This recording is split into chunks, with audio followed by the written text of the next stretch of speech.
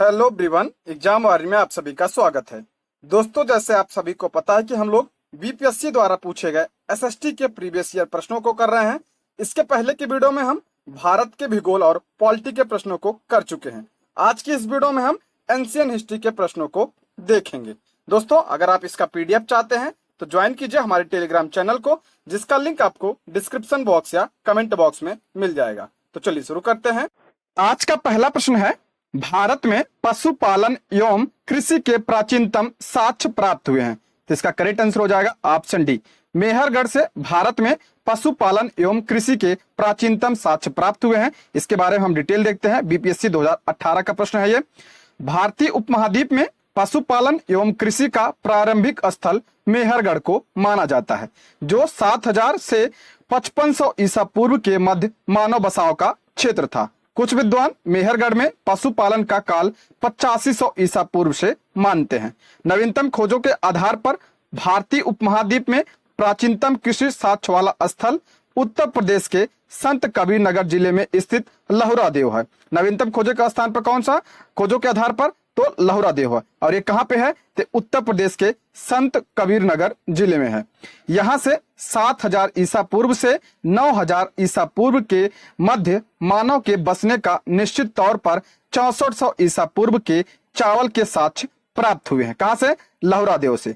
उल्लेखनीय है कि इस नवीनतम खोजों के पूर्व भारतीय उपमहाद्वीप का प्राचीनतम कृषि साक्ष्य वाला स्थल कौन सा था? मेहरगढ़। मेहरगढ़ कहाँ पे है? तो ये पाकिस्तान के बलूचिस्तान में स्थित है। यहाँ से 7000 से 5500 ईसा पूर्व के गेहूं के साक्ष्य मिले हैं। कहाँ से? मेहरगढ़ से। ठीक है। और इसके साथ ही चावल के साक्ष्य वाला स्थल कोल्डीवा। कोल्डीवा से किसका साक्ष्य? तो चावल का साक्ष्य मिला था। और ये कहाँ पे है? तो प्रयागराज जिले में बेला नदी के तट पर स्थित। यहाँ से 6500 ईसा पूर्व के चावल की भूसी के साक्ष्य प्राप्त हुए हैं। ये ध्यान रखिए, ये भी पूछा जाता है। ठीक है। अगला बढ़ते हैं। निम्नलिखित में से किसको कैल्कोलिथिक युग भी कहा जाता है? किसको कैल्कोलिथिक युग कहा जाता है? तो इसका करेक्ट आंसर हो जाएगा ऑप्शन सी, ताम्र पाषाण युग को कैल्कोलिथिक युग के नाम से भी जाना जाता है। बीपीएससी 2000 का प्रश्न है ये। ताम्र पाषाण युग को कैल्कोलिथिक युग भी कहा जाता है। जिन संस्कृतियों में तांबे के औजारों के साथ ही पत्थर के औजार बने हुए उपकरणों का प्रचलन मिलता है, उन्हें प्रायः ताम्र पाषाण कालिक संस्कृतियां कहा जाता है। ठीक। अगला बढ़ते हैं। हड़प्पा में मिट्टी के बर्तनों पर सामान्यतः किस रंग का उपयोग हुआ था? इंपॉर्टेंट प्रश्न है। हड़प्पा में मिट्टी के बर्तनों पर सामान्यतः किस रंग का उपयोग हुआ? इसका करेक्ट आंसर हो जाएगा ऑप्शन ए, लाल रंग का। ऑप्शन ए इसका करेक्ट आंसर हो जाएगा। इसके बारे में हम डिटेल देखते हैं। हड़प्पा निवासी मिट्टी के बर्तनों का व्यापक पैमाने पर निर्माण करते थे। प्रारंभिक हड़प्पा में पैर से चालित चाक का प्रयोग किया जाता था। प्रारंभिक हड़प्पा में किसका? तो पैर से चालित चाक का प्रयोग किया जाता था। परिपक्व हड़प्पा के दौरान हाथ से चालित चाकों का प्रयोग किए जाने लगा था। डिजाइन के आधार पर इन बर्तनों की दो श्रेणियां थी। पहली थी एक तो बिना डिजाइन वाले बर्तन तथा दूसरे चित्रित मृदभांड वाले। एक था बिना डिजाइन वाले बर्तन और दूसरा था चित्रित मृदभांड। मृदभांडों को बनाने वाली मिट्टी में रेत का मिश्रण किया जाता था, जिनको पकाने पर हल्के भूरे लाल रंग का रूप ग्रहण कर लेती थी।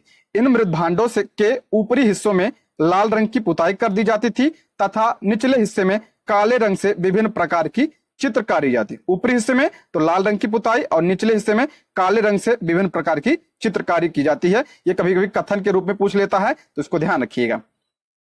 अगला प्रश्न है, सिंधु सभ्यता निम्नलिखित में से किस युग में पड़ता था? सिंधु सभ्यता निम्नलिखित में से किस युग में पड़ता था? तो इसका करेक्ट आंसर हो जाएगा ऑप्शन डी, आद्य ऐतिहासिक काल में। ऑप्शन क्या हो जाएगा? डी इसका करेक्ट आंसर हो जाएगा। देखिए, अगर इतिहास की बात करें तो 3 भागों में बांटा गया है। पहला आपका है प्रागैतिहासिक काल। प्रागैतिहासिक काल का लक्षण क्या है? इसमें आपका लिखित साक्ष्य उपलब्ध नहीं है। इसमें क्या है? लिखित साक्ष्य उपलब्ध नहीं है। और इसमें क्या है? पुरातात्विक साक्ष्य इसमें उपलब्ध है। जैसे इसमें कौन सा आता है? इसमें आपका पाषाण काल आता है। ठीक है। उसके बाद आपका आता है आद्य ऐतिहासिक काल। आद्य ऐतिहासिक काल की बात करें, लक्षण किसकी? इसमें लिखित साक्ष्य उपलब्ध है, परंतु लिपि अभी तक पढ़ी नहीं जा सकी। लिखित साक्ष्य जो है इसमें उपलब्ध है, लेकिन इसकी लिपि अभी तक पढ़ी नहीं जा सकी है। जैसे आपका कौन सा? सैंधव सभ्यता और वैदिक संस्कृति है। उसके बाद आपका आता है ऐतिहासिक काल। ऐतिहासिक काल की बात करें, इसमें आपका पुरातात्विक एवं साहित्यिक साक्ष्य दोनों उपलब्ध हैं। ठीक है, इसको ध्यान रखिएगा, इंपॉर्टेंट है, यही है इसमें। आगे बढ़ते हैं, सिंधु घाटी सभ्यता की सबसे महत्वपूर्ण विशेषता क्या थी? सिंधु घाटी सभ्यता की सबसे महत्वपूर्ण विशेषता क्या थी? तो इसका करेक्ट आंसर हो जाएगा ऑप्शन ए, पक्की ईंट से बनी इमारत इसकी महत्वपूर्ण विशेषता थी। ऑप्शन ए इसका करेक्ट आंसर हो जाएगा। इसके बारे में डिटेल देखते हैं। सिंधु घाटी सभ्यता की प्रमुख विशेषता नगर नियोजन को माना जाता था। सिंधु घाटी सभ्यता कैसी थी? तो ये आपका नगरीय सभ्यता थी। यहाँ नगर और कस्बे एक निश्चित योजना के अनुसार बनाए जाते थे। पक्की ईंट से बनी इमारतों में मोहनजोदड़ो का विशाल स्नानागार व अन्नागार प्रमुख है।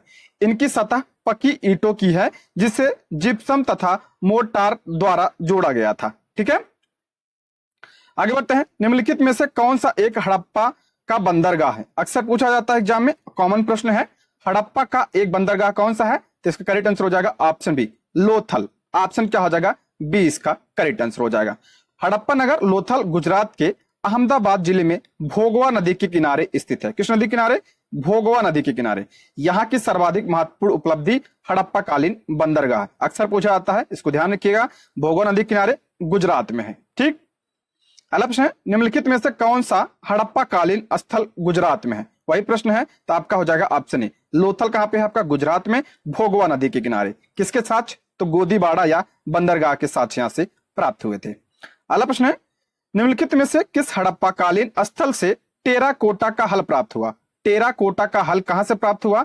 ऑप्शन बी इसका करेक्ट आंसर हो जाएगा, बनावली से टेराकोटा का हल प्राप्त हुआ था। और बनावली कहां पे है? हरियाणा के फतेहाबाद जिले में स्थित बनावली से टेराकोटा का साक्ष्य प्राप्त हुआ। कहां पे बनावली? तो आपका फतेहाबाद में, हरियाणा में। अगला है, निम्न में से किस हड़प्पन नगर में जुते हुए खेतों के निशान मिले? यानी जुते हुए खेत के साक्ष्य कहां से प्राप्त हुए हैं? तो ऑप्शन ए इसका करेक्ट आंसर हो जाएगा, कालीबंगा से प्राप्त हुआ। ऑप्शन ए इसका राइट आंसर हो जाएगा। ये अक्सर पूछा जाता है एग्जाम में, इंपॉर्टेंट है, इसको ध्यान रखिएगा। प्रश्नगत हड़प्पा स्थल के स्थलों में खंभात की खाड़ी के निकट स्थित लोथल से गोदीबाड़ा यानी बंदरगाह के साक्ष्य मिले हैं। राजस्थान के हनुमानगढ़ जिले में घग्गर नदी के किनारे स्थित कालीबंगा से जुते हुए खेत के साक्ष्य। कालीबंगा किस नदी किनारे? घग्गर नदी किनारे। वर्तमान में कहां पे? तो राजस्थान में। गुजरात के धौलावीरा से हड़प्पा लिपि के बड़े आकार के 10 चिन्हों वाला एक शिलालेख मिला है। कहां से? धौलावीरा से। धौलावीरा कहां पे? गुजरात में स्थित है। और हरियाणा के फतेहाबाद जिले में स्थित बनावली से पक्की मिट्टी की बनी हुई हल की प्रतिकृति मिली है। कहां से? बनावली से। पीछे हमने पढ़ा है। आगे बढ़ते हैं, निम्नलिखित में से कौन हड़प्पा और मोहनजोदड़ो के उत्खनन से संबंधित नहीं थे? कौन हड़प्पा और मोहनजोदड़ो के उत्खनन से संबंधित नहीं थे? आर डी बनर्जी ये थे, के एन दीक्षित ये भी थे। आगे देखते हैं ऑप्शन में, एम एस वत्स ये भी थे। और ऑप्शन इसका डी करेक्ट आंसर हो जाएगा, वी ए स्मिथ नहीं थे। ऑप्शन क्या हो जाएगा? डी इसका करेक्ट आंसर हो जाएगा। इसके बारे में डिटेल देखते हैं। वर्ष 1921 में दयाराम साहनी ने हड़प्पा का सर्वेक्षण किया। किसने? 1921 में दयाराम साहनी ने। वर्ष 1926-27 से 1933-34 में माधव स्वरूप वत्स हड़प्पा के उत्खनन कार्य से संबंधित रहे। मोहनजोदड़ो की खोज सर्वप्रथम 1922 में राखल दास बनर्जी ने की थी। 1922 में मोहनजोदड़ो की खोज किसने? राखल दास बनर्जी ने। और इसके पुरातात्विक महत्व की ओर ध्यान आकर्षित किया। इनके अतिरिक्त कुछ अन्य विद्वान की बात करें, के एन दीक्षित, अर्नेस्ट मैके, आर्लस्टीन, ए घोष, जेपी जोशी आदि ने इस सभ्यता की खोज में महत्वपूर्ण योगदान दिया। अतः स्पष्ट है कि वी एन स्मिथ हड़प्पा सभ्यता की खोज से संबंधित नहीं रहे, बल्कि ये भारतविद एवं कला इतिहासकार के रूप में प्रसिद्ध थे। कौन? आपका वी ए स्मिथ। अगला प्रश्न, बोगज कोई का महत्व इसलिए है कि, बोगज कोई का महत्व इसलिए है कि, इसका करेक्ट आंसर हो जाएगा ऑप्शन ए, वहां जो अभिलेख प्राप्त हुए उनमें वैदिक देवी एवं देवताओं का वर्णन मिलता है। कहां से? बोगज कोई से। इसके बारे में डिटेल देखते हैं। बोगज कोई मतलब एशिया माइनर से 14वीं शताब्दी ईसा पूर्व के कुछ अभिलेख मिले हैं।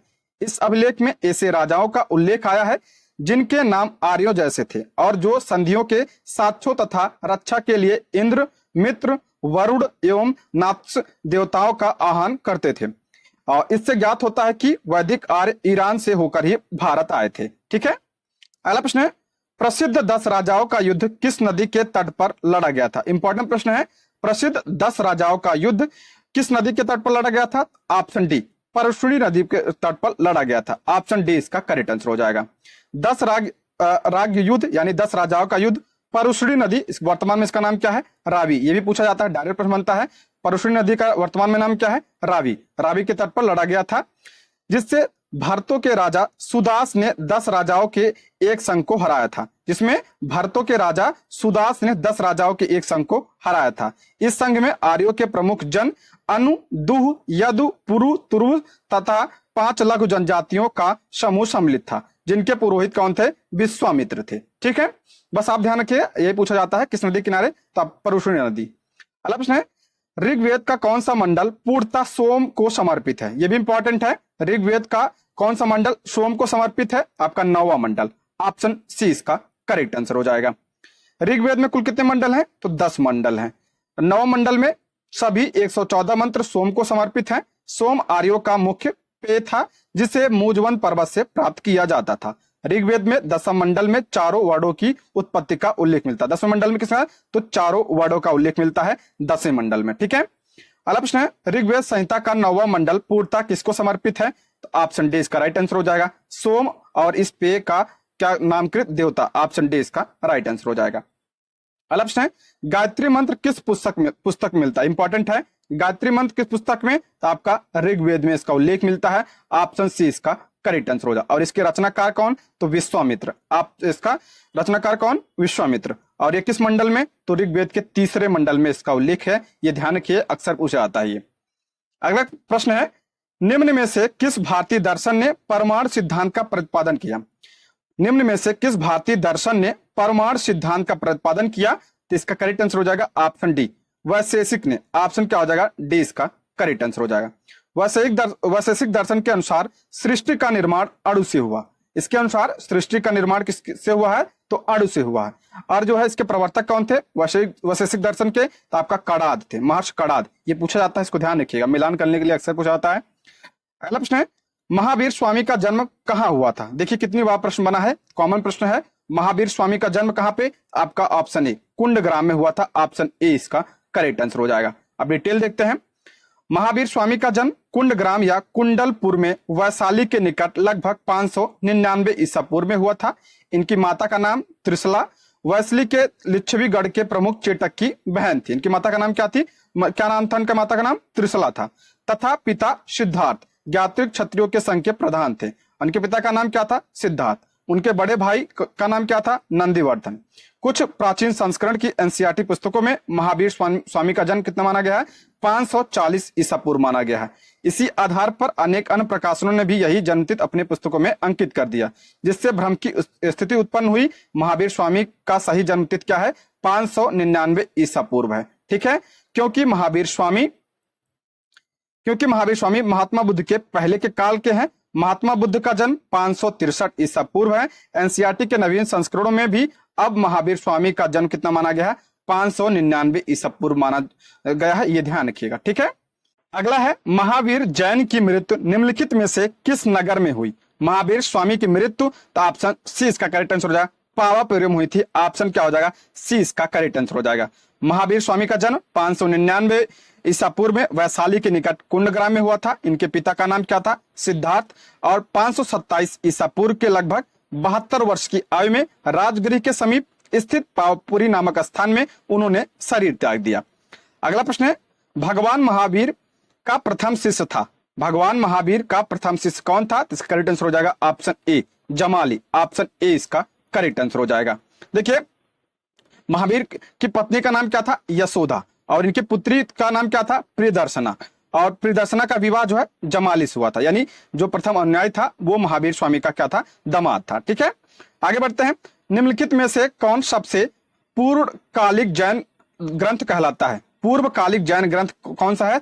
ऑप्शन सी इसका करेक्ट आंसर हो जाएगा, 14 पूर्व। ऑप्शन क्या हो जाएगा? सी इसका करेक्ट आंसर हो जाएगा। 14 पूर्व प्राचीनतम जैन ग्रंथ है। अंतिम नंद राजा के समय में स्वभूत विजय तथा भद्रबाहु संघ के अध्यक्ष थे, तथा ये ही महावीर द्वारा प्रदत्त 14 पूर्वों के विषय में जानने वाले अंतिम व्यक्ति थे। 12 अंग में जैन सिद्धांतों का संकलन प्रथम जैन सभा में किया गया था। अगला प्रश्न है, महात्मा बुद्ध ने अपना पहला धर्म चक्र प्रवर्तन किस स्थान पर दिया? इंपॉर्टेंट प्रश्न है। महात्मा बुद्ध ने अपना पहला धर्म चक्र प्रवर्तन यानी पहला उपदेश को क्या कहा जाता है? धर्म चक्र प्रवर्तन कहा जाता है। तो ऑप्शन बी इसका करेक्ट आंसर हो जाएगा। सारनाथ में महात्मा बुद्ध ने अपना पहला उपदेश दिया था। 6 वर्षों की साधना के पश्चात 35 वर्ष की अवस्था में वैशाख पूर्णिमा की रात्रि एक पीपल के वृक्ष के नीचे गौतम बुद्ध को ज्ञान प्राप्त हुआ। ज्ञान प्राप्त के बाद ही वे बुद्ध कहलाए। ज्ञान प्राप्त के पश्चात गौतम बुद्ध ने अपने मत का प्रचार प्रारंभ किया। उर्बेला से सबसे पहले ऋषि पत्तनम वर्तमान में सारनाथ आए। यहाँ उन्होंने 5 ब्राह्मण सन्यासियों को पहला उपदेश दिया। इस प्रथम उपदेश को क्या कहा जाता है? धर्म चक्र प्रवर्तन कहा जाता है। यह उपदेश दुख, दुख के कारणों, दुख का अंत, उनके समाधान से संबंधित था। इसे ही 4 आर्य सत्य भी कहा जाता है। ठीक है, इंपॉर्टेंट है, इसको भी ध्यान रखिएगा। अगला प्रश्न है, महात्मा बुद्ध का महापरिनिर्वाण कहाँ हुआ? महात्मा बुद्ध का महापरिनिर्वाण कहाँ पे हुआ? ऑप्शन सी इसका करेक्ट आंसर हो जाएगा कुशीनगर में। इसके बारे में डिटेल देखते हैं, ये भी अक्सर पूछा जाता है। महात्मा बुद्ध ने अपना पहला उपदेश कहाँ दिया? तो सारनाथ में दिया। उसके पश्चात वे बौद्ध धर्म के प्रचार के लिए कपिलवस्तु, राजगिरी, वैशाली तथा कोसल राज्य गए। सबसे अधिक बौद्ध धर्म का प्रचार कोसल राज्य में हुआ। कोसल नरेश प्रसेनजित ने भी अपने परिवार के साथ बुद्ध की शिष्यता ग्रहण की थी। अपना प्रचार करते हुए वे मल्लों की राजधानी पावा पहुंचे। यहाँ वे चुंद नामक लुहार की आम्र वाटिका में ठहरे। उसने बुद्ध को सूकर मद्य खाने को दिया। इससे उन्हें रक्तस्राव हो गया और भयानक पीड़ा उत्पन्न हुई। इस वेदना के बाद भी वे कुशीनारा यानी कुशीनगर मल्ल की राजधानी पहुंचे। यहीं 483 ईसा पूर्व में 80 वर्ष की अवस्था में उन्होंने शरीर त्याग दिया। बौद्ध ग्रंथों में इसे महापरिनिर्वाण कहा जाता है। महात्मा बुद्ध की जो है मृत्यु को क्या कहा जाता है? महापरिनिर्वाण कहा जाता है। कब हुई थी? 483 ईसा पूर्व में। इंपॉर्टेंट है, ध्यान रखिएगा।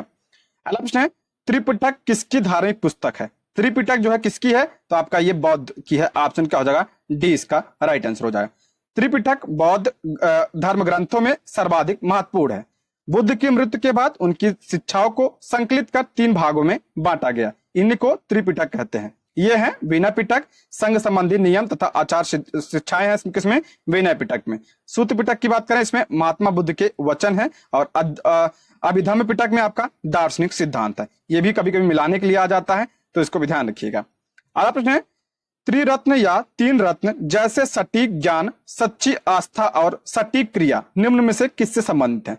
त्रिरत्न या 3 रत्न जैसे सटीक ज्ञान, सच्ची आस्था और सटीक क्रिया निम्न में से किससे संबंधित है? तो इसका करेक्ट आंसर हो जाएगा ऑप्शन सी, जैन धर्म से संबंधित है। ऑप्शन सी इसका करेक्ट आंसर हो जाएगा। जैन धर्म में मोक्ष के लिए 3 साधन आवश्यक बताए गए हैं। सम्यक धारण यानी दर्शन, सम्यक चरित्र एवं सम्यक ज्ञान। इन तीनों को जैन में क्या कहा गया है? त्रिरत्न की संज्ञा प्रदान की गई है। ठीक है। अगला प्रश्न है, निम्नलिखित में से कौन सी बात बौद्ध धर्म तथा जैन धर्म में समान नहीं है? कौन सी बात बौद्ध धर्म तथा जैन धर्म में समान नहीं है? तो ऑप्शन सी इसका करेक्ट आंसर हो जाएगा आत्मदमन। ऑप्शन सी इसका राइट आंसर हो जाएगा। गौतम बुद्ध ने मध्यम मार्ग का उपदेश दिया। वे मोक्ष के लिए कठोर साधना एवं काया क्लेश में विश्वास नहीं करते थे। इसके विपरीत महावीर स्वामी ने मोक्ष प्राप्ति के लिए घोर तपस्या तथा शरीर त्याग को आवश्यक बताया। अगला प्रश्न है, बोध गया में बोध वृक्ष अपने वंश की इस पीढ़ी का है, यानी जो बोध वृक्ष है किस पीढ़ी का है? तो इसका करेक्ट आंसर हो जाएगा ऑप्शन सी, 5वें पीढ़ी का है। ऑप्शन सी इसका करेक्ट आंसर हो जाएगा। ये कई बार प्रश्न बना है। महाबोधि वृक्ष स्थित वर्तमान बोधि वृक्ष वह नहीं है जिसके नीचे बैठकर महात्मा बुद्ध ने ज्ञान प्राप्त किया था। हुएनसांग के अनुसार उस मूल वृक्ष को 7वीं शताब्दी में सम्राट शशांक ने नष्ट कर दिया था। किसने? शशांक ने। पूछा जाता है, इसके बाद इस स्थान पर 2 और वृक्ष रोपित हुए और नष्ट हुए। वर्तमान वृक्ष जिसे हम देख रहे हैं यह 5वीं पीढ़ी का वृक्ष है, जिसे अलेक्जेंडर कनिंघम ने लगवाया था। किसने लगाया था? अलेक्जेंडर कनिंघम ने। यह वृक्ष पूरी तरह संरक्षित है और केवल इससे गिरी हुई पत्तियों को ही छूने एवं उठाने का अधिकार है। एक अन्य तथ्य के अनुसार यह वृक्ष क्रमशः 2 बार अशोक, 1 बार पुष्यमित्र शुंग, 1 बार पूर्व वर्मा तथा अंत में कनिंघम द्वारा लगवाया गया था। अतः 6ठी पीढ़ी का वृक्ष है। बिहार सरकार के पर्यटन विभाग की वेबसाइट पर इसे 5वीं पीढ़ी का बताया गया। ठीक है, इसको ध्यान रखिएगा। बराबर की गुफाओं का उपयोग किसके आश्रय गृह के रूप में किया गया। बराबर की गुफाओं का उपयोग किसने आश्रय गृह के रूप में किया? तो आपका हो जाएगा ऑप्शन ए, आजीविकों ने क्या किया? इसका आश्रय गृह के रूप में इसका प्रयोग किया, बराबर की गुफाओं की। मौर्य युग में पर्वत गुफाओं को काटकर निवास स्थान बनाने की कला का पूर्ण विकास हुआ।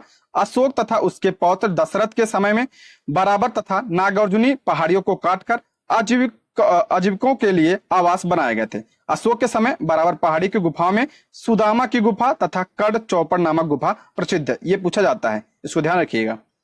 अगला प्रश्न है, आजीवक संप्रदाय के संस्थापक थे। आजीवक संप्रदाय के संस्थापक कौन थे? ऑप्शन सी इसका करेक्ट आंसर हो जाएगा मक्खल गोसाल। ऑप्शन क्या हो जाएगा? सी इसका राइट आंसर हो जाएगा। मक्खल गोसाल प्रारंभ में महावीर के शिष्य थे, किंतु बाद में मतभेद के चलते इन्होंने महावीर की शिष्टता त्याग कर आजीवक नामक स्वतंत्र संप्रदाय की स्थापना की। इनका मत नियतिवाद कहा जाता है, जिसके अनुसार संसार की प्रत्येक वस्तु भाग्य द्वारा पूर्व नियंत्रित एवं संचालित होती है। अगला प्रश्न है, पाटलिपुत्र के संस्थापक थे। इंपॉर्टेंट प्रश्न है, पाटलिपुत्र के संस्थापक कौन थे? Option A Udayan. Option A इसका राइट आंसर हो जाएगा।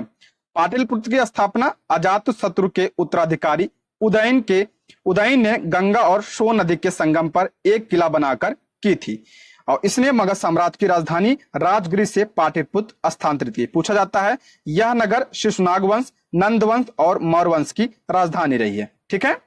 अगला प्रश्न है, किस शासक द्वारा सर्वप्रथम पाटलिपुत्र का राजधानी के रूप में चयन किया गया? वही प्रश्न है, उदयन के द्वारा। ऑप्शन क्या हो जाएगा? सी इसका करेक्ट आंसर हो जाएगा। उदयन ने क्या बनाया था? राजधानी बनाया था।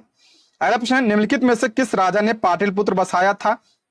वही प्रश्न है, रिपीट हुआ, उदयन ने। ऑप्शन डी इसका करेक्ट आंसर हो जाएगा। आगे बढ़ते हैं, विश्व का पहला गणतंत्र वैशाली में किसके द्वारा स्थापित किया गया? इंपॉर्टेंट प्रश्न है ये। विश्व का पहला गणतंत्र वैशाली में किसके द्वारा स्थापित किया गया? तो ऑप्शन डी इसका करेक्ट आंसर हो जाएगा, लिच्छवी के द्वारा। ऑप्शन क्या हो जाएगा? डी इसका करेक्ट आंसर हो जाएगा। वैशाली के लिच्छवियों ने विश्व का पहला गणतंत्र स्थापित किया। वैशाली बुद्ध काल का सबसे बड़ा तथा शक्तिशाली गणराज्य था। लिच्छवी वज्र संघ में सर्वप्रमुख थे। अगला प्रश्न है, मगध की प्रारंभिक राजधानी कौन सी थी? मगध की प्रारंभिक राजधानी कौन सी थी? ऑप्शन सी इसका करेक्ट आंसर हो जाएगा, राजगिरी। ऑप्शन क्या हो जाएगा? सी इसका करेक्ट आंसर हो जाएगा। पुराणों के अनुसार मगध पर शासन करने वाला पहला राजवंश कौन सा था? बृहदत्त वंश था। इस वंश के पहले राजा बृहदत्त का पुत्र जरासंध था, जिसने राजगिरी को अपनी राजधानी बनाया। बौद्ध ग्रंथों के अनुसार मगध का प्रथम प्रतापी शासक बिंबिसार था। यह हर्यक वंश से संबंधित था। इसकी मृत्यु 492 ईसा पूर्व में हुई। इसके पश्चात अजातशत्रु मगध का शासक हुआ। अजातशत्रु के पुत्र उदयन ने अपनी राजधानी राजगिरी से पाटलिपुत्र स्थापित की। अब पीछे पढ़ा था हमने, अजातशत्रु के वंश का नाम क्या था? अजातशत्रु किस वंश से संबंधित था? तो आपका हर्यक वंश से संबंधित था। ऑप्शन बी इसका राइट आंसर हो जाएगा। मगध का शासक अजातशत्रु 492 से 460 ईसा पूर्व अपने पिता एवं हर्यक वंश के संस्थापक बिंबिसार की हत्या कर राजगद्दी पर बैठा। किसकी हत्या कर? बिंबिसार की हत्या कर। इसकी हत्या भी इसके पुत्र उदयन, जो कौशांबी के वत्स राजा उदयन से भिन्न है, ने कर दी थी। उदयन ने किसकी हत्या? तो आपका किसकी हत्या? अजातशत्रु की हत्या। दोस्तों, यदि आप हमारे चैनल पर नए हैं तो प्लीज चैनल को सब्सक्राइब करें और अगर आपको वीडियो पसंद आती है तो लाइक, शेयर और कमेंट भी करें। अगला प्रश्न है, सैंड्रोकोट्स से चंद्रगुप्त मौर्य की पहचान किसने की? तो इसका करेक्ट आंसर हो जाएगा option A, William Jones. William Jones पहले विद्वान थे जिन्होंने सैंड्रोकोट्स की पहचान मौर्य शासक चंद्रगुप्त मौर्य से की। एरियन तथा प्लूटार्क ने चंद्रगुप्त मौर्य को एंड्रोकोट्स के रूप में वर्णित किया, जबकि जस्टिन ने सैंड्रोकोट्स, चंद्रगुप्त मौर्य और सिकंदर महान की भेंट का उल्लेख किया है। ठीक है। अगला प्रश्न है, ब्राह्मी लिपि को सर्वप्रथम किसने पढ़ा? इंपॉर्टेंट प्रश्न है, ब्राह्मी लिपि को सर्वप्रथम किसने? आपका option D, James Prinsep. Option क्या हो जाएगा? डी इसका करेक्ट आंसर हो जाएगा। सर्वप्रथम 1837 में जेम्स प्रिंसिप नामक अंग्रेज विद्वान ने अशोक के लेखों ब्राह्मी लिपि का उदाचन किया, यानी पढ़ा था। ऐसे प्रश्न बनता है कि अशोक की लिपि किसने पढ़ा था? तो जेम्स प्रिंसिप ने पढ़ा, किंतु उन्होंने लेखों के देवानपी की पहचान सिंघल के राजा तिस से कर डाली। कालांतर में यह तथ्य प्रकाश में आया कि सिंघली अनुश्रुतियों, दीपवंश तथा महावंश में यह उपाधि अशोक के लिए प्रयुक्त की गई। अंततः वर्ष 1915 में मास्की यानी कर्नाटक से प्राप्त लेख में अशोक नाम पढ़ लिया गया। ठीक है, अगला प्रश्न है मेगास्थनीज की पुस्तक का नाम क्या है? मेगास्थनीज की पुस्तक का नाम क्या है? ऑप्शन डी इसका करेक्ट आंसर हो जाएगा इंडिका। ऑप्शन क्या हो जाएगा? डी इसका करेक्ट आंसर। मेगास्थनीज की जो है किसका राजदूत था? तो आपका सेल्यूकस निकेटर का राजदूत था, और जो है किसके समय में आया था? तो आपका चंद्रगुप्त मौर्य के समय में आया था। इसकी रचना कौन सी है? तो आपका इंडिका है। ठीक है, इंपॉर्टेंट है, इसको ध्यान रखिएगा। इंडिका का लेखक कौन है? वही प्रश्न है, इंडिका का लेखक मेगास्थनीज। ऑप्शन बी इसका राइट आंसर हो जाएगा। मेगास्थनीज की पुस्तक इंडिका में पाटलिपुत्र के नगर प्रशासन का वर्णन मिलता है। इसके अनुसार पाटलिपुत्र नगर प्रशासन 30 सदस्यों की विभिन्न समितियों द्वारा होता था। इसकी कुल 6 समितियां होती थी तथा प्रत्येक समिति में 5 सदस्य होते थे। समिति का कार्य बिक्री कर वसूल करना, विक्रय कर मूल्य का 10वें भाग के रूप में वसूल किया जाता था। करों की चोरी करने वालों को मृदंड दिया जाता था। अतः विकल्प बी इसका करेक्ट आंसर हो जाएगा, मेगास्थनीज। अगला प्रश्न है मेगास्थनीज राजदूत था, यानी मेगास्थनीज किसका दूत था? तो आपका सेल्यूकस निकेटर का। ऑप्शन ए इसका करेक्ट आंसर हो जाएगा। इसकी पुस्तक कौन सी? तो आपका इंडिका।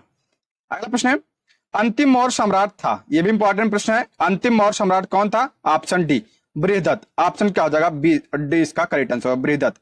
अंतिम मौर्य शासक बृहदत्त था। बृहदत्त की हत्या इसके सेनापति पुष्यमित्र शुंग ने की थी, और शुंग वंश की स्थापना इसने की थी। ध्यान रखिएगा। मौर्य वंश की बात करें, मौर्य वंश की स्थापना 322 ईसा पूर्व में चंद्रगुप्त मौर्य ने की थी।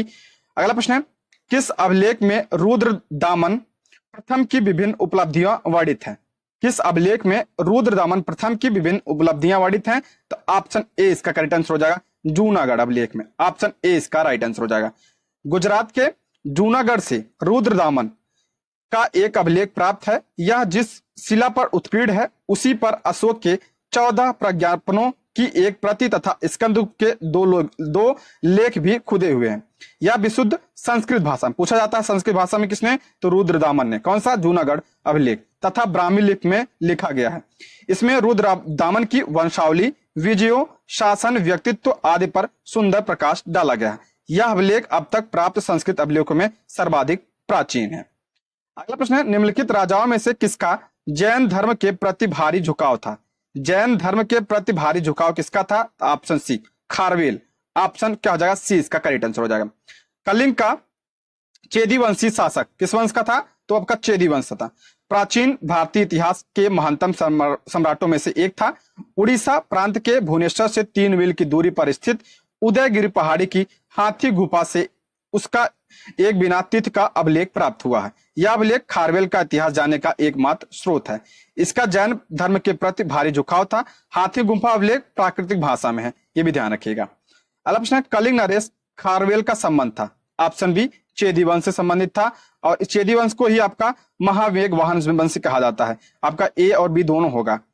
कलिंग के चेदी राजवंश का संस्थापक महामेघ वाहन नामक व्यक्ति था, अतः इस वंश का नाम महामेघ वाहन वंश पड़ गया। इस वंश का सर्वाधिक शक्तिशाली शासक खारवेल हुआ था। खारवेल के इतिहास का अध्ययन का एकमात्र स्रोत कौन सा है? हाथी गुम्फा अभिलेख है।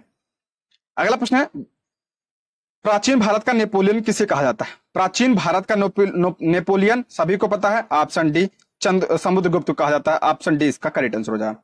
इतिहासकार विंसेंट स्मिथ ने अपनी रचना अर्ली हिस्ट्री ऑफ इंडिया में समुद्रगुप्त की वीरता एवं विजयों पर मुग्ध होकर उसे भारतीय नेपोलियन की संज्ञा दी। समुद्रगुप्त की विजयों का वर्णन प्रयाग प्रशस्ति में मिलता है, और इसके लेखक कौन? हरिश्चंद्र। ये पूछा जाता है, इसको ध्यान रखिएगा। अगला प्रश्न है गुप्त शासक जिसने हुडो को पराजित किया था थे, तो इसका करेक्ट आंसर हो जाएगा ऑप्शन सी स्कंदगुप्त। ऑप्शन क्या हो जाएगा? सी इसका करेक्ट आंसर हो जाएगा। डायरेक्ट प्रश्न बनता है हुडो का आक्रमण किसके समय में? तो स्कंदगुप्त के समय में। अच्छा, इसका उल्लेख कहां पे मिलता है? तो आपका भीतरी स्तंभ लेख में इसका उल्लेख मिलता है। ये पॉइंट्स भी आप ध्यान रखिएगा। ठीक है, आगे बढ़ते हैं। किस प्रकार की भूमि को अपराहत कहा जाता है? इंपॉर्टेंट प्रश्न है ये भी।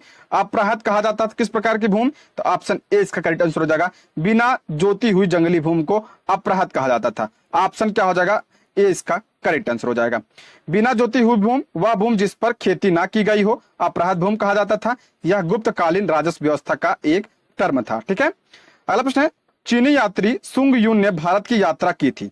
चीनी यात्री सुंग युन ने भारत की यात्रा की थी, तो इसका करेक्ट आंसर हो जाएगा ऑप्शन ए 515 ईस्वी से 520 ईसा पूर्व। चीनी यात्री सुंगयुन 518 ईस्वी में भारत आया और इसने अपने 3 वर्षों की यात्रा में बौद्ध धर्म की प्रतियां एकत्रित की थी। अगला प्रश्न है, हर्षवर्धन के शासन काल में किस चीनी यात्री ने भारत की यात्रा की थी? सभी को पता है, इंपॉर्टेंट प्रश्न है। ह्वेनसांग। ऑप्शन क्या हो जाएगा? बी इसका करेक्ट आंसर हो जाएगा। हर्षवर्धन के समय की सर्वप्रमुख घटना चीनी यात्री ह्वेनसांग के भारत आगमन की है। उसकी उत्कृष्ट अभिलाषा महात्मा बुद्ध के चरण चिन्ह द्वारा पवित्र किए गए स्थानों को देखने एवं पवित्र बौद्ध ग्रंथों का अध्ययन करने की थी, जो उन दिनों भारत में सुलभ थे। इस उद्देश्य की पूर्ति हेतु उसने तांग शासकों की राजधानी चंगन से भारत के लिए 629 में प्रस्थान किया। अपनी भारत यात्रा के ऊपर उसने ग्रंथ लिखा जिसका नाम क्या है? सीयू की। ये इंपॉर्टेंट है, सीयू की, ये हर्षवर्धन की रचना है। ठीक है, अगला प्रश्न है, कल्हड़ की पुस्तक का नाम क्या था? कल्हड़ की पुस्तक का नाम क्या है? तो इसका करेक्ट आंसर हो जाएगा ऑप्शन डी। राजतरंगड़ी जो है किसकी पुस्तक है? आपकी कल्हड़ की है। कल्हड़ ने राजतरंगड़ी में कश्मीर का इतिहास पूछा जाता है। कश्मीर का इतिहास किसमें? तो आपका राजतरंगी मिलता है। इस ग्रंथ की रचना कल्हड़ ने जय सिंह के शासन काल में पूर्ण किया। चंद्रगुप्त मौर्य के प्रधानमंत्री चाणक्य ने राजनीति पर प्रसिद्ध ग्रंथ अर्थशास्त्र लिखा, सभी को पता होगा। अगला प्रश्न है, ओदंतपुर शिक्षा केंद्र निम्न में से किस राज्य में अवस्थित है? ओदंतपुर शिक्षा केंद्र किस राज्य में? ऑप्शन बी इसका करेक्ट आंसर हो जाएगा, बिहार में है। बीपीएससी 2016 में प्रश्न बन चुका है ये। ओदंतपुर, जिसे उदनापुर भी कहा जाता है, प्राचीन काल में एक प्रमुख शिक्षा केंद्र था। यह बिहार राज्य में अवस्थित है। इसकी स्थापना पाल वंश के शासक गोपाल ने की थी। किसने? गोपाल ने। अगला प्रश्न है, कर्नाट वंश का संस्थापक कौन था? कर्नाट वंश का संस्थापक कौन था? जिसका करेक्ट आंसर हो जाएगा ऑप्शन ए इसका राइट आंसर हो जाएगा। ज्ञानदेव जो है कर्नाट वंश के संस्थापक थे। कर्नाट वंश के संस्थापक ज्ञानदेव 1097 से 98 ईस्वी वे एक महान योद्धा थे। ज्ञानदेव ने कर्नाटक की राजधानी सिमरावगढ़ को बनाया। कर्नाट वंश का शासनकाल 1097 से 1325 ईस्वी मिथिला का स्वर्ण युग कहा जाता है। अगला प्रश्न है, कर्नाट का अंतिम शासक कौन था? कर्नाट वंश का अंतिम शासक कौन था? Option A Hari Singh. Option A इसका राइट आंसर हो जाए। कर्नाट वंश के अंतिम शासक हरि सिंह देव थे। ये कला और साहित्य के महान संरक्षक थे। इन्होंने पंजी व्यवस्था की शुरुआत की। अगला है, किस काल में अछूत की अवधारणा स्पष्ट रूप से उद्धृत हुई? अछूत की अवधारणा किस काल में? ऑप्शन डी धर्मशास्त्र के समय में।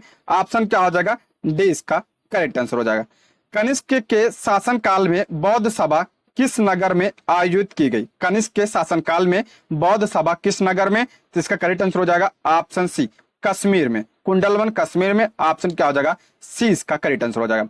बौद्ध धर्म की चौथी और अंतिम संगीति सभा कुषाण शासक कनिष्क के राज्यकाल में कश्मीर के कुंडलवन में हुई। इसकी अध्यक्षता वसुमित्र ने की थी। अश्वघोष इसके क्या थे? उपाध्यक्ष थे। यहाँ बौद्ध ग्रंथों के कठिन अंशों पर सम्यक विचार किया गया और प्रत्येक पिटक पर भाष्य लिखे गए। कनिष्क ने इन्हें ताम्रपत्रों पर खुदवा कर स्तूप में रखवा दिया। त्रिपिटक में लिखे गए इन्हीं भाष्यों को विभाषा शास्त्र कहा जाता है। इसको ध्यान रखिएगा। उल्लेखनीय की पहली बौद्ध संगीत बुद्ध की मृत्यु के तत्काल बाद राजगिरी की सप्तकाड़ी गुफा में हुई थी। पहली कहाँ पे? राजगिरी में। इस समय मगध का शासक कौन था? अजात शत्रु। इसकी अध्यक्षता किसने की थी? महाकश्यप ने की थी। द्वितीय बौद्ध संगीत की बात करें, कालाशोक के शासन काल में बुद्ध की मृत्यु के लगभग 100 वर्षों के पश्चात वैशाली में हुई थी। इसके अध्यक्ष कौन थे? तो आचार्य साबक मीर थे। ठीक है, अगला प्रश्न है, प्रथम बौद्ध संगीत के अध्यक्ष कौन थे? अभी हमने पीछे पढ़ा महाकश्यप। कहां पे हुआ था? राजगिरी में। ऑप्शन बी इसका करेक्ट आंसर हो जाएगा। अगला प्रश्न है, महात्मा बुद्ध के महापरिनिर्वाण के बाद पहली बौद्ध संगीत कहां हुई? तो आपका राजगिरी में हुई थी। ऑप्शन ए इसका करेक्ट आंसर हो जाएगा। अभी पीछे ही हमने पढ़ा। अगला है, बुद्ध के जीवन की 4 महत्वपूर्ण घटनाओं और उनसे संबद्ध 4 स्थानों का नीचे उल्लेख है। यह 2 स्तंभों यानी इसको मिलान करना देखते हैं, स्तंभ 1 और स्तंभ 2। जन्म की किसका जन्म क्या है का प्रतीक क्या है? तो आपका जन्म कहाँ हुआ था? जन्म आपका लुम्बिनी में हुआ था, नेपाल में। ज्ञान की प्राप्ति बोध गया। प्रथम प्रवचन यानी प्रथम उपदेश कहाँ पे? सारनाथ में, जिसे धर्म चक्र प्रवर्तन कहा जाता है। और निधन कहाँ हुआ? कुशीनगर में। निधन का क्या कहा जाता है? महापरिनिर्वाण कहा जाता है। ठीक, आगे बढ़ते हैं। बोध गया में किससे ज्ञान प्राप्त हुई? सभी को पता है, तो ऑप्शन क्या हो जाएगा? बी इसका करेक्ट आंसर हो जाएगा, गौतम बुद्ध को। अगला प्रश्न है, बोध गया में महाबोधि मंदिर बनाया गया जहां? बोध गया में महाबोधि मंदिर बनाया गया जहां? तो इसका करेक्ट आंसर हो जाएगा ऑप्शन बी, गौतम बुद्ध को क्या हुआ था, ज्ञान की प्राप्ति हुई थी। ऑप्शन क्या हो जाएगा, बी इसका करेक्ट आंसर हो जाएगा। गौतम बुद्ध को एक देवता का स्थान किस राजा के युग में प्राप्त हुआ? गौतम बुद्ध को एक देवता का स्थान किस राजा के समय में? आपका ऑप्शन बी, कनिष्क के समय में। ऑप्शन बी इसका करेक्ट आंसर हो जाए। कनिष्क के शासनकाल में संपन्न हुए चतुर्थ बौद्ध संगीत में बौद्ध धर्म हीनयान एवं महायान नामक दो स्पष्ट एवं स्वतंत्र संप्रदायों में विभक्त हो गया। महायान शाखा में बुद्ध को देवता माना गया तथा उनकी पूजा की जाने लगी। इसी के साथ अनेक बोधिसत्वों की भी पूजा प्रारंभ हुई। अगला प्रश्न है, ईसा पूर्व 6वीं सदी में विश्व की प्रथम गणतंत्रात्मक व्यवस्था कहाँ थी? इंपॉर्टेंट प्रश्न है, विश्व की प्रथम गणतंत्रात्मक व्यवस्था कहाँ? Option A Vaishali. ऑप्शन क्या हो जाएगा, ए इसका करेक्ट आंसर हो जाएगा।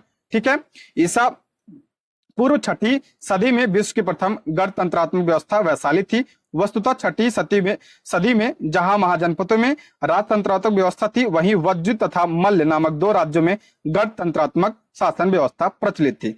वज्र 8 राज्यों का एक संघ था जिसमें वैशाली के लिच्छवी सर्वाधिक शक्तिशाली थे। अगला प्रश्न है, 16 महाजनपदों की सूची उपलब्ध है। 16 महाजनपदों की सूची उपलब्ध है, तो इसका करेक्ट आंसर हो जाएगा आपका ऑप्शन बी, अंगुत्तर निकाय में। ऑप्शन क्या हो जाएगा, बी इसका करेक्ट आंसर हो जाएगा। बौद्ध ग्रंथ अंगुत्तर निकाय में 16 महाजनपदों की सूची उपलब्ध है। कौन कौन से हैं? अंग, मगध, काशी, कोसल, वज्र, मल्ल, चेदी, वत्स, कुरु, पांचाल, मत्स्य, सूरसेन, अस्मक, अवंती, गंधार एवं कंबोज। 16 महाजनपदों की आप राजधानी भी ध्यान रखिए, अक्सर पूछा जाता है। इसकी बात करें तो बौद्ध धर्म के अंगुत्तर निकाय में इसका उल्लेख मिलता है और जैन धर्म के भगवती सूत्र में भी इसका उल्लेख मिलता है। ये भी ध्यान रखिएगा, पूछा जाता है।